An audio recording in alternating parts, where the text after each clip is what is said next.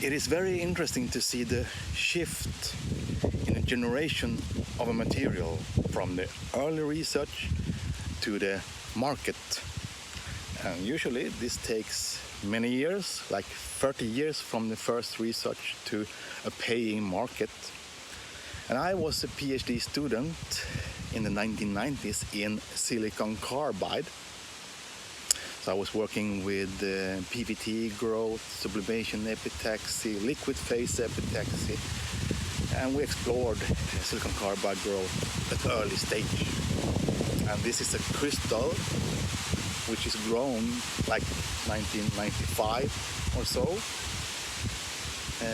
And we studied the initial nucleation of silicon carbide to understand the polytype stability and the defect creation. And then we talk about micropipes. There were like several hundreds or more than 1,000 micropipes per square centimeter at that time.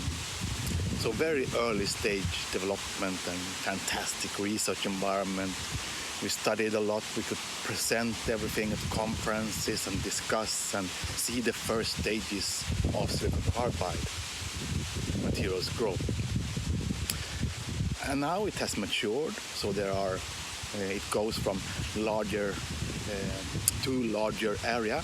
So this is like a sometime, and then sometimes later we had a little bit larger, and now it expands, and now there is 6-inch diameter wafers available, and it is a commercial market for EV, for example. And this is very interesting because it shows that it takes long time to go from the early stages to a paying market. And this is typical for any generation of material when you have the first development.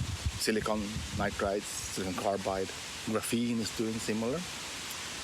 So that's a part of the natural nature of any material. And the nice thing is that when you go to a larger area, to increase the volume production, then prices go down. So that motivates the main market in the material, for example, silicon carbide.